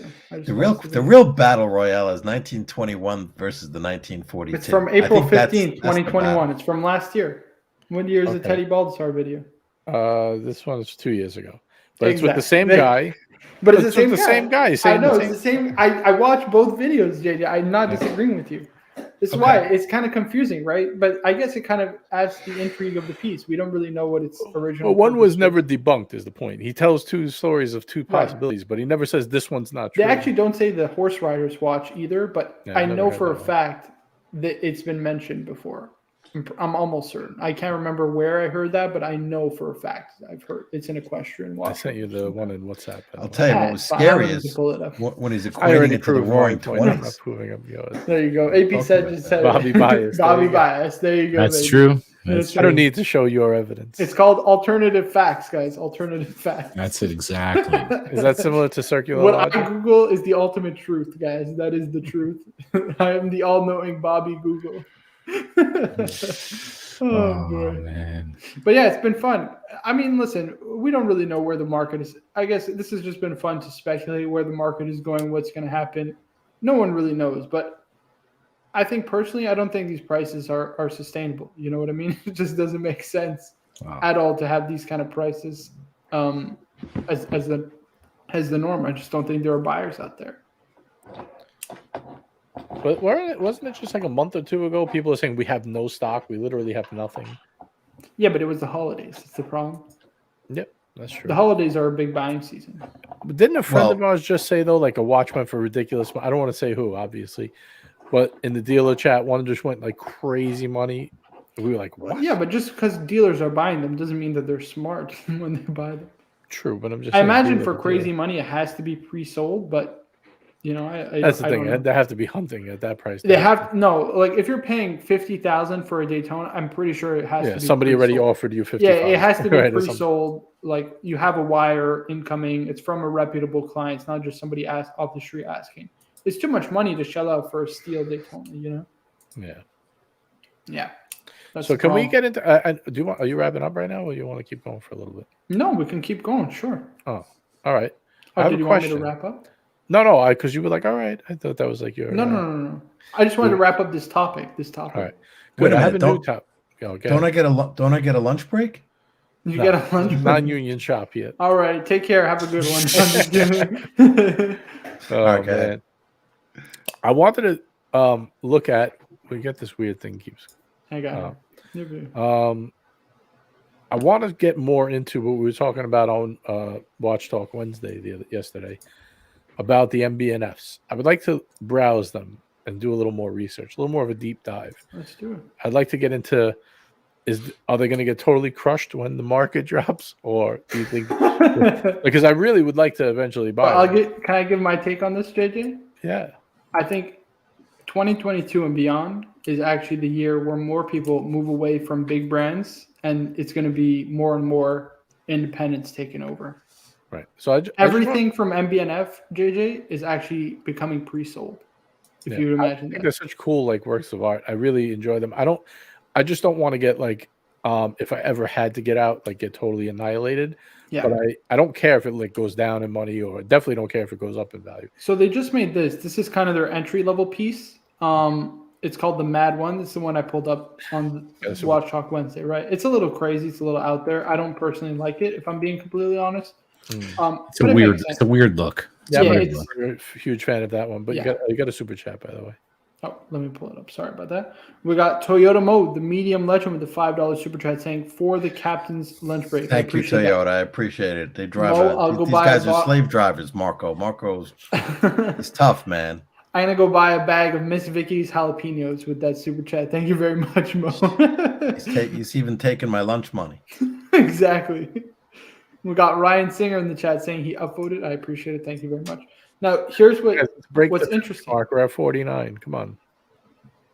Yeah, we hit 40 so quick. What happened? 50 upvotes. We're at 50 upvotes. Thank you very much, guys. Let's hit 75 now. Yeah, let's get the price of the Daytona. 60. That's a good idea. But yeah, there's not that many out there, JJ. You see this? Wow. And this is the thing. I'm not even talking about like what's available. Oh, can you go up? What was in the top row? How much was that one in the top row? This one right here? Yeah. 38. I mean, it's already reserved. I just want to see it. No, I'm not saying like I'm going to buy. I just want to see, like, this would be cool. Which model is this?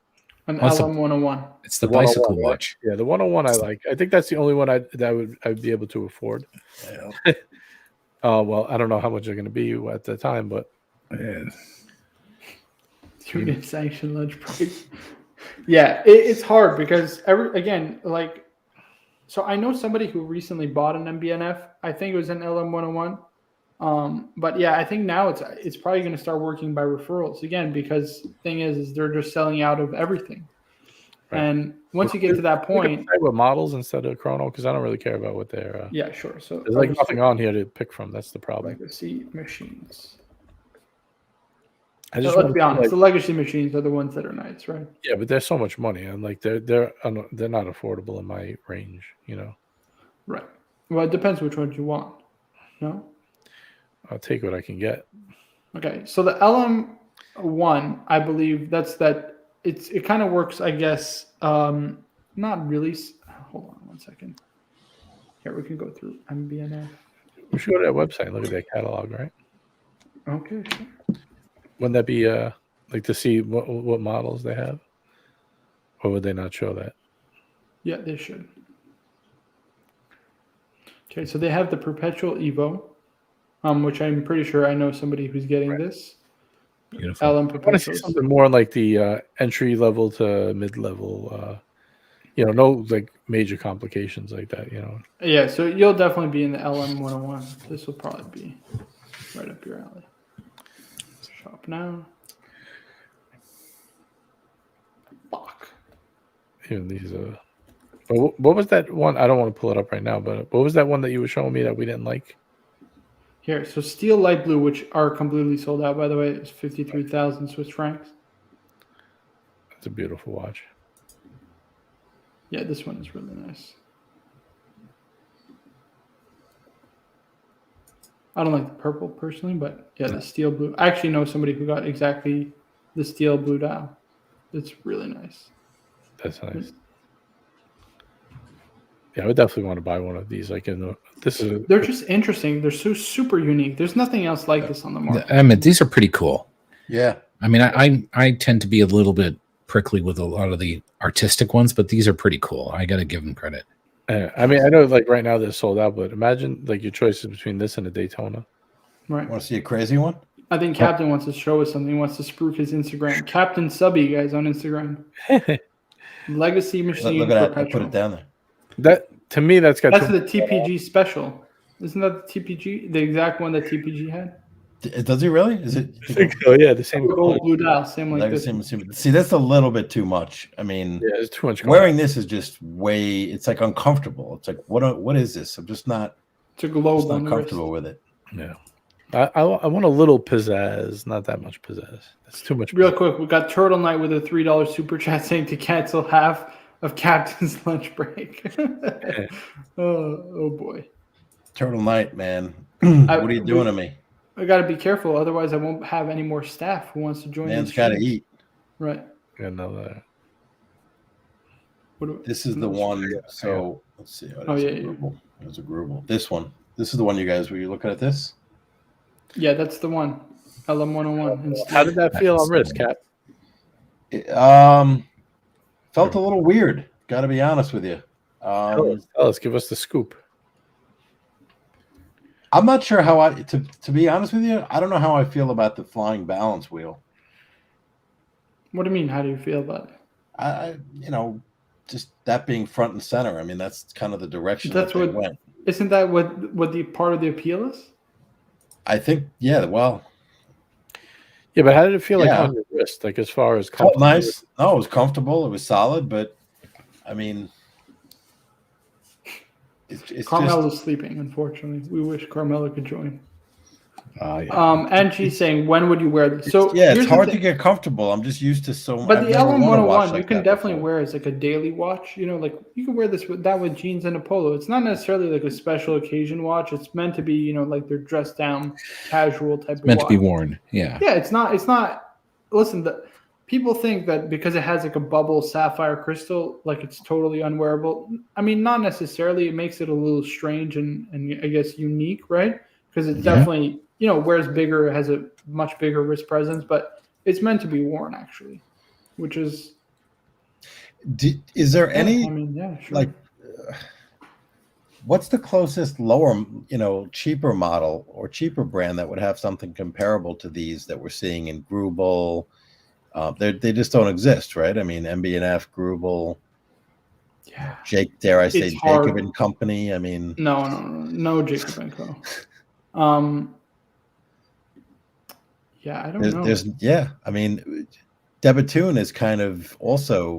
What are we talking about? Like, what do you mean? Like, that's unique looking like this? Yeah, that just uses, I guess, different technologies and kind of. That's the thing about MB&F, right? They're really the only ones that do that kind of. I mean, there's some other ones like Vianney Halter, the Antiqua that I brought up, but it's like a different kind of unique, if that makes sense here. So,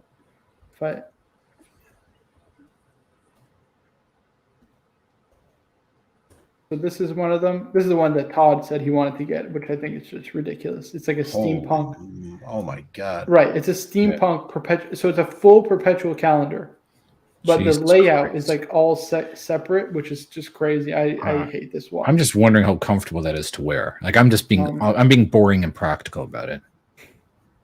And there's this one, which is crazy. This is the Deep Space Resonance, which I can't even explain to you how it works. I have no idea. Apparently, it's like it's crazy. You have to watch the video on this. He explains it. My mind was completely blown. This is another one. I think what's interesting about this one though is another one. Oh, Urwerk. This one is more traditional from like a case and dial standpoint, and you just have that, kind of mechanics in the middle of it. What do you mean?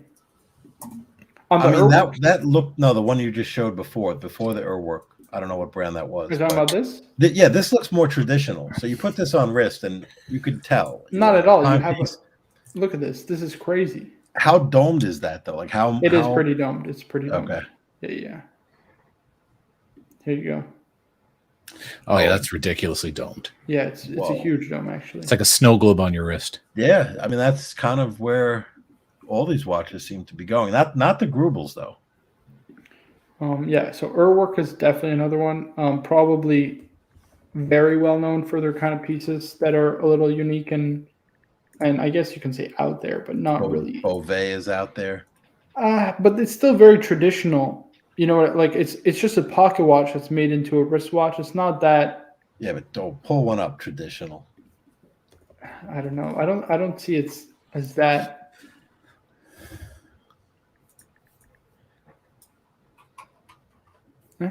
I guess. Come on. Actually, you know what's another one? It's called Alchemist. Look at that one. Look at that one. Yeah, with the globe. I had that one on wrist. Hold on. Actually, I can pull that up. This one is another crazy one. You ever seen this? No. It's called Alchemists. I think this got reviewed on Swiss Watch Gang on that YouTube channel. I'd never heard of this before. I think the watchmaker comes from Beauvais, which is why, you'll probably see some resemblance to it. But this is just another crazy watch. It's got that suspended balance. And what's interesting is, so if you see on here, So the crown actually goes through the sapphire crystal, which I don't even know how they do that.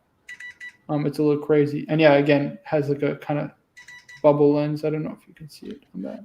Did you see the Swiss Watch Gang when they interview Supercar Blondie's collection? I didn't watch it, no. It's kind of uninteresting watch. I have a feeling I know what I'm going to watch. It's going to be all the hype stuff. It was pretty much Platona, the Rainbow Daytona. Actually, you know who she was? AP. You know who she was supposed to do an interview with was Nico. Oh yeah, she was actually supposed to do that collection review with Nico, if I'm not mistaken. But then he had pulled out because like her husband. He had talked about this in a video, I'm pretty sure. But like her husband was apparently like a royal prick, and he's like, "Yeah, I'm not doing a video with you guys." So he left. Oh really? Like, man, that's yeah. I don't know. That's pretty funny. Full on John saying, "Are HYT still unreliable? I remember hearing the liquid pumps." Oh yes, HYT. That's another one, right? These are crazy. Oh, those. I forgot all about these. Yeah. I can't. I don't know much about So- them, to be honest with you. Full on So John. weird. Yeah, I'm not sure. No idea. I know what's it called? Like the tubes have a practical like medical application, so they're still around. I think HYT has come back since they went defunct. But yeah, I don't know. These are another crazy one. Yeah, I completely forgot about these actually. Yeah, I'm totally. blocked. There's a lot of crazy stuff out there, to be honest with you. Oh, here we go. Yeah, you should just ask me to pull up your Instagram. You know this, right? It would really be much better. But All right, forget it. we got Al in the chat saying, "Hey guys, great to see you live streaming. Thank you so much for joining, Al." He's saying, "And who is sending Morse code?" That was me. Sorry. Yes. Toyota Mo says, "I heard Roman submarine." yes. HYT is cool vibe. Yeah, I mean, that's the problem, right? Like, they're not also traditional independents. They're not very liquid. You know, they don't have a big following. They're very untraditional watches, untraditional watchmaking. It's cool. You need a big collection and a lot of money to be able to buy a watch like that. You know, you don't have to worry about resale. You don't have to worry about, you know, how it fits in a collection. It's just a watch, you know, it's just a watch you wear and you appreciate because it's cool and unique and different, and that other people just don't have it. That's more so what it is than anything else, in my opinion. Yeah. HYT is crazy. I would never get a HYT. JJ, this MBNF is nice, but HYT. Yeah, I got the poor man's MBNF. I got the 7097. The peasant version. That's not a poor man's No, it just keeps me, you know, but it has an interesting busy dial. You know, it's like definitely not the same type of watch. I mean, Breguet did that watch. You know, actually, that watch is super interesting. Did you know the story behind the? Here, hold on, I gotta pull it up.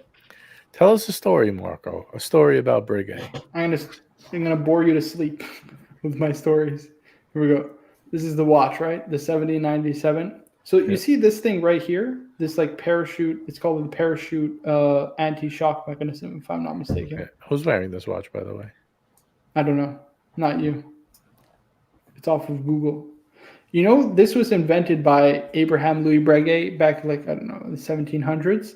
And he wanted to prove to people like this was actually anti-shock. You know what he did? He took his pocket watch, apparently, and he threw it on the floor, right? Which is a big no-no because these were, you know, very delicate devices, and it worked fine.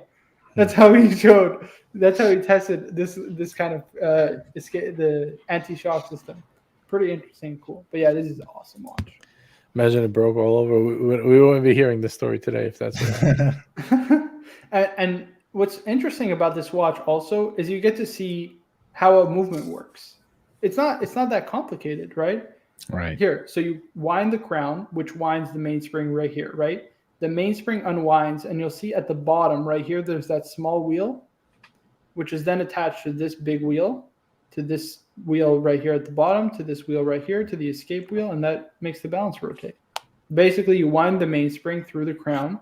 The mainspring goes to I think looks like a fourth wheel, third wheel, second wheel, first wheel, escape wheel, and then that powers the balance. You get a watchmaking course with your watch. There you go. Pretty cool, no? I mean, it's pretty simple how a mechanical watch works, but I mean, this basically a lot of people, one, don't know, and then two, well, they could find out through this watch.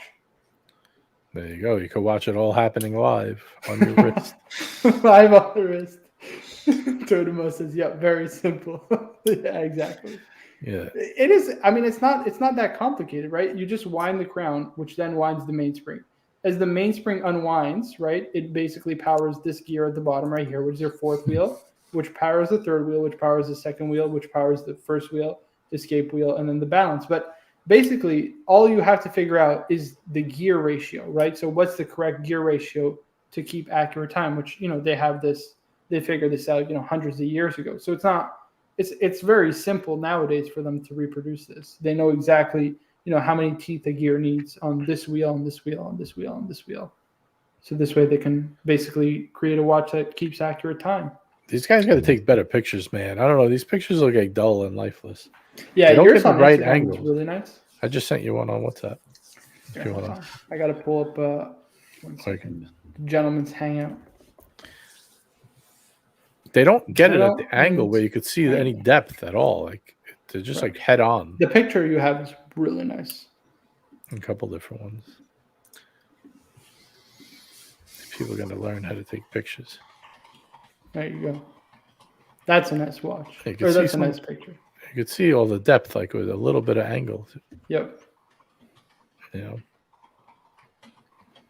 Ooh, look at this. Von Krul says the escapement is the most interesting part to understand. So this is, I'm pretty sure there's just a generic Swiss lever escapement, but you could definitely get geeky. I mean, there's a ton of different escapements, right? There's the, what's it called? There's the natural escapement, Breguet's natural escapement, which Kari uses, which Laurent Ferrier uses. There's also the Den escapement, which was done by Urban Jurgensen and Derek Pratt. Obviously, there's the Remotoir d'Égalité, which is not necessarily an escapement, but it powers the escapement. Those are like, what's it called? Constant force mechanisms. Then you can get into chain and fusee and all those other type of devices. You can even start geeking out over hairsprings. Like there's like a whole like thing. It's crazy how like how much. My God, a silicone hairspring. Yeah, it's just exactly like that. Exactly like that. Yeah. I know you guys don't share the enthusiasm, right? But it's interesting. It's pretty fascinating. I mean, when MB&F is doing it a different way as well, right? With their escapement. I think it's just a lever escape. It depends it's which on watch. Yeah, the one that has it on, but they're showing it on the top. Right, they're showing you the balance, not the escapement, though. Yeah, but what are those two things that are on top? What is that? Bridge. Just holding the balance. I think they do it a different way. Let's look into that. Yeah, they suspend the balance. They get back to me on the next show. They suspend the balance. No, I don't need to move off this escapement. They're suspending the balance. No one cares.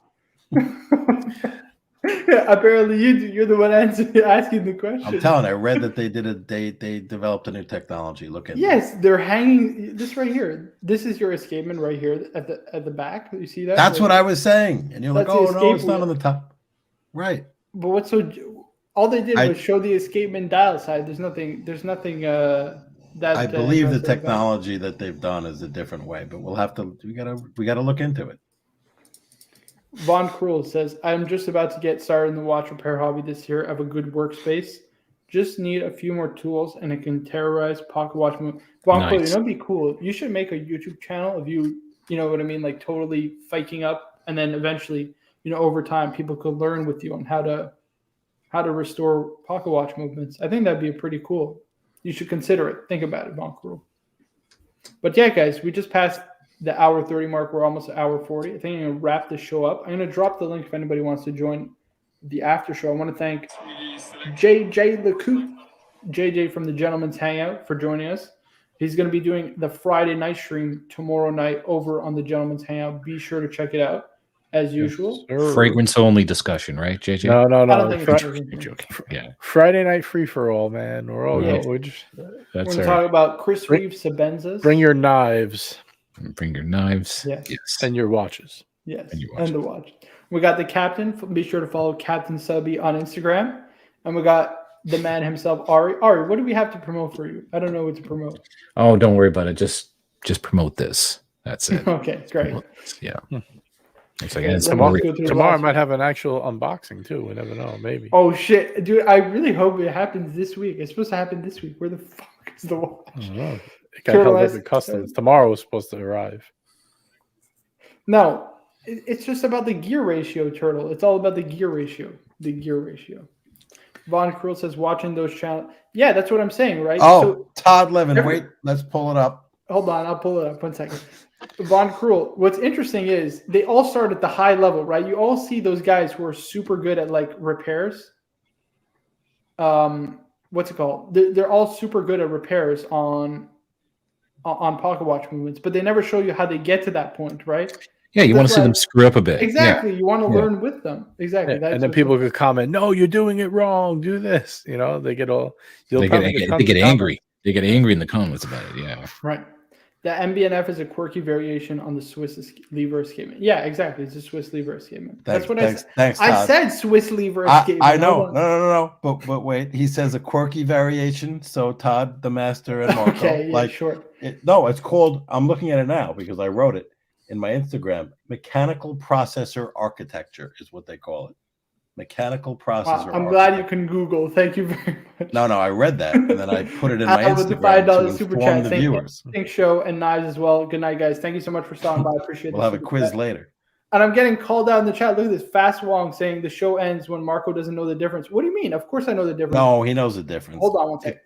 This right here, this big wheel is called the balance wheel. This wheel in the back is your escape wheel. That's your pallet fork. That's your escapement, basically.